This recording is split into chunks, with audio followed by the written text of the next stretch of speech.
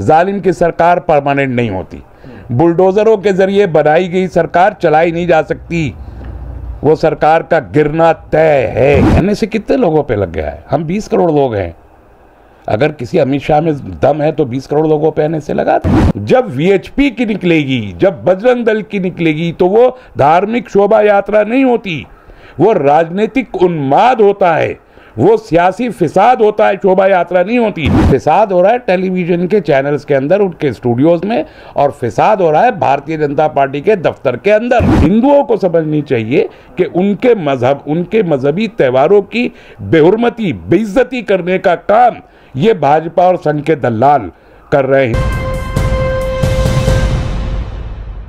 दिल्ली के जहांगीरपुरी में हनुमान शोभा यात्रा पर हिंसा तो हुई, लेकिन हिंसा के बाद हुई कार्रवाई पर लगातार सवाल उठ रहे हैं, क्योंकि बुलडोजर जिस तरह से चलाया गया और यह बात कही गई कि बीजेपी के एक नेता के लेटर के बाद एक्शन में आई है नॉर्थ एमसीडी और बुलडोजर की कार्रवाई हुई। सुप्रीम कोर्ट के आदेश के बाद भी 1.5 से 2 घंटे तक बुलडोजर रुका नहीं, चलता रहा। इस पूरे मुद्दे पर बातचीत करने के लिए हमारे साथ इस वक्त मौजूद हैं एमपीसीआई के नेता डॉक्टर तस्लीम रहमानी। रहमानी साहब, बुलडोजर की जो कार्रवाई है उस पर आज सवाल है कि बुलडोजर जिस तरह से कहा जा रहा है कि मध्य प्रदेश के खरगोन में चला, उसके बाद उत्तर प्रदेश का ये पूरा एक मॉडल है और अब यही मॉडल दिल्ली में भी आ गया है, तो बुलडोजर क्यों? ये बुलडोजर इनकी अपनी सरकारें गिराने वाला है बहुत जल्दी। आप पहले तो एक चीज़ करेक्शन में कर लीजिए, दिल्ली में कोई हिंसा नहीं हुई, दिल्ली में कोई फिसाद नहीं हुआ। फिसाद करने की कोशिश की गई, जो दिल्ली पुलिस ने अपने 8 जवानों को ज़ख्मी करवा के नाकाम बना दी 40 मिनट के अंदर अंदर। और दिल्ली की किसी एक सड़क पे एक पत्ता नहीं गिरा, तो फिसाद कहाँ से हो गया? फिसाद हो रहा है टेलीविजन के चैनल्स के अंदर, उनके स्टूडियोज में, और फिसाद हो रहा है भारतीय जनता पार्टी के दफ्तर के अंदर। अवाम में कोई फिसाद नहीं है। और मुझे इस मुल्क के हिंदुओं पे हैरत है कि कैसे वो अपने मजहबी त्योहारों का और अपनी इबादत का सियासी तौर पर नाजायज़ इस्तेमाल करने की इजाज़त दे देते हैं ये हिंदुत्ववादियों को, भाजपाइयों को और आरएसएस को। यानी मुसलमानों का अगर कोई अजान हो, नमाज हो, इसका कोई सियासी इस्तेमाल करने की कोशिश करे कोई पार्टी, कोई रोज़े का करे, कोई हज का सियासी इस्तेमाल करने की कोशिश करे, कोई शब कदर का, कोई शब बारात का, कोई मुहर्रम के ताज़िए का, है ना, कोई ईद मिलादुन्नबी के जुलूस का, कोई भी शख्स अगर सियासी इस्तेमाल करने की कोशिश करे तो मुसलमान भड़क उठते हैं और उसको बर्दाश्त नहीं करते कि उनके मजहबी इबादत का सियासी इस्तेमाल किया जाए। लेकिन यहाँ बजरंग दल कौन सी मजहबी तंजीम है साहब? विश्व हिंदू परिषद कौन सा मजहबी तंजीम है? या जो ये अभिनव भारत कौन सा मजहबी? ये हिंदू धर्म की तंजीमें तो हैं नहीं, ये तो सियासी तंजीमें हैं। अब ये अगर शोभा यात्रा निकाले, सारी शोभा यात्रा अमन से निकली, खड़गांव में सुबह को शोभा यात्रा निकली, बहुत अमन के साथ निकली, दिल्ली में 2 निकल गई, उसी जहांगीरपुरी में कुछ भी नहीं हुआ। लेकिन जब वीएचपी की निकलेगी, जब बजरंग दल की निकलेगी, तो वो धार्मिक शोभा यात्रा नहीं होती, वो राजनीतिक उन्माद होता है, वो सियासी फिसाद होता है, शोभा यात्रा नहीं होती। और इन्होंने वो सियासी फिसाद बपा करने की कोशिश की थी, इसके अलावा कुछ नहीं थी। तो ये बात हिंदुओं को समझनी चाहिए कि उनके मजहब, उनके मजहबी त्योहारों की बेहुरमती, बेइज्जती करने का काम ये भाजपा और संघ के दलाल कर रहे हैं, हिंदुओं के बीच खुद को नकली हिंदू बता के, और ये कर रहे हैं। इनको रोकने का काम एक आम हिंदू का है कि भाई साहब कम से कम धर्म को तो बख्श दो, अपनी राजनीति करो। ये बुलडोजर भी उसी डायरेक्शन में है।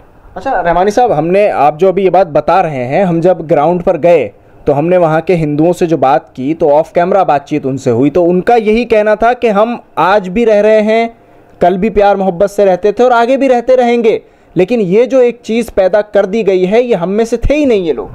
यकीनन सब जगह आप देख लीजिए, ये मुकामी लोग नहीं थे, ये वीएचपी के पेड गूंस ना, ये पेड गुंडे हैं। और इन गुंडों का काम ये है, वो साफ कह रहे हैं कि लिखने पढ़ने की अब कोई ज़रूरत नहीं, स्कूल कॉलेज जाने की ज़रूरत नहीं, नौकरी, यही नौकरी करो, फिसाद करने की नौकरी करो। उसके लिए 10-20, 5,000 रुपये कुछ ये लोग देते हैं और ये कारोबार बन गया है, ये अब एक पेशा है। फिसाद करवाना हिंदू धर्म के नाम पर एक पेशा बन गया है। और ये पेशावर गुंडे हैं, इनका ना धर्म से कोई लेना देना है, ना राजनीति से कोई लेना देना है। राजनीतिक लोग इनको पाल के रखते हैं अपने यहाँ, जैसे के दालान में कुत्ते पाले जाते हैं, ऐसे इनको कुत्तों की तरह पाल के रखा जाता है। हड्डी की तरह इनके मुंह में जो है हर महीने 10-5 हज़ार रुपए भेजे जाते हैं और फिर हुश हुश करके इशारा किया जाता है और किसी मुस्लिम मोहल्ले में जाके ये उन्माद मचाना शुरू कर देते हैं। इसके अलावा कोई एनाटॉमी नहीं है, ये कम्युनल राइट्स नहीं है, ये सत्ता को अर्जित करने के लिए। अब आप देखिए ना, 16 तारीख को शाम को 6 बजे एक वाकया पेश आया और 6:15 बजे और 7 बजे तक दिल्ली पुलिस ने कंट्रोल कर लिया। इससे हम पुलिस के नाक़िद हैं, बहुत कस के हम तनकीद करते हैं पुलिस पे, लेकिन इसे अप्रिशिएट करना चाहिए। 40 मिनट से आगे नहीं बढ़ सका और फिर कुछ अगले दिन जो है बीजेपी के दफ्तर से लेटर जाता है कि अब बुलडोजर लेके आओ। ये सीधे सीधे सियासी है। दिल्ली में तो कितनी जगह हैं, मैंने तो लिखा एमसीडी को, नॉर्थ दिल्ली एमसीडी को, क्या लग बताए ना कितनी अनऑथराइज्ड जगह दिल्ली में और हैं जहां पर ऐसे डेमोलिशन ड्यू है। वहां क्यों नहीं किए जाके आप जहांगीरपुरी अगर आप सीधे जा रहे तो आपके तो मैसेज देना चाहते हैं कि हम बुलडोजरों से सरकारें नहीं चला करती। जुल्म जालिम की सरकार इसलिए आती है कि वो जो असल हकदार हैं, जो करप्ट हो गए हैं हुकूमत के, हुक्मरानी के, वो जब करप्ट हो जाते हैं तो उनको उनके ऊपर जालिम मुसल्लत किया जाता है कि ये थोड़ा ईमानदारी से अब सरकार करने लायक होंगे तो वापस आए। जालिम की सरकार परमानेंट नहीं होती। बुलडोजरों के जरिए बनाई गई सरकार चलाई नहीं जा सकती, वो सरकार का गिरना तय है। और अब तो मोहन भागवत जी ने ऐलान कर दिया कि आरएसएस का बीज मिट जाएगा 15 से 20 साल के अंदर, इस मुल्क से अमन कायम होगा, लोगों को परेशान होने की ज़रूरत नहीं है। लेकिन इसमें एक चीज़ और भी तो देखी जा रही है ना, जहांगीरपुरी वाले पूरे मामले में अब मेन एक्यूज्ड जो बनाए गए हैं वो 3 मेन एक्यूज्ड हैं और तीनों मुसलमान हैं। उस में तो वीएचपी ने कह दिया ना उनको कि अगर हमारे खिलाफ कोई हरकत करने की कोशिश की तो हम बड़े पैमाने पे फिसाद बपा करेंगे। दिल्ली पुलिस को ये धमकी ऑन रिकॉर्ड विश्व हिंदू परिषद ने दी है। तो ये बात तो दिल्ली पुलिस से पूछनी चाहिए, और जो दिल्ली पुलिस होम मिनिस्ट्री के अंडर में आती है, अमित शाह से पूछनी चाहिए ये देश क्या वीएचपी चला रहा है, क्या बजरंग दल चला रहा है? तो अगर बजरंग दल और वीएचपी देश चला रहा है तो फिर इस मुल्क को एक बहुत बड़े कत्लेआम के लिए तैयार रहना चाहिए। और अगर ये कोई कॉन्स्टिट्यूशनल डेमोक्रेसी है, कोई चुनी हुई सरकार चला रही है, तो फिर वीएचपी पे कार्रवाई करनी चाहिए। और यकतरफा हम जिस तरह दिल्ली पुलिस की तारीफ कर रहे हैं कि उन्होंने 40 मिनट में फिसाद को रोका, उसी तरह हमको दिल्ली पुलिस को क्रिटिसाइज भी करना पड़ेगा कि आकाओं के कहने पे मत आइए, रूल बुक में जो लिखा है आपके उसके मुताबिक कार्रवाई कीजिए। ये तीनों लोगों के खिलाफ, 5 लोगों के खिलाफ एनएसए यकतरफा मुसलमानों के खिलाफ लगाना, ये इंसाफ नहीं है, ये जुल्म है और ये मुजरिमाना हरकत है हुकूमत की जानिब से, इसे रुकना चाहिए। तो ऐसे में अगर देखा जाए तो ये गलत नहीं होगा कि मुसलमान इन तमाम जो वाक़यात हैं और जो फिर कार्रवाई है उसके बाद खौफ में आ जाएगा। खौफ में किससे आना चाहते हैं? सड़क पे चलते गुंडों से खौफ खाएंगे? नहीं, एनएसए लग रहा है। एनएसए कितने लोगों पे लग गया है? हम 20 करोड़ लोग हैं। अगर किसी अमित शाह में दम है तो 20 करोड़ लोगों पे एनएसए लगा दे, दिखाएं। हमने तो कहा है, पिछली बार भी कहा है ईद के बाद, कि अगर ये सिलसिला नहीं रुकता और जुल्म का ये सिलसिला जारी रहता है तो इस मुल्क के मुसलमानों समेत तमाम मजलूम तबकात के लिए महफूज तरीन ठिकाना जेलें हैं।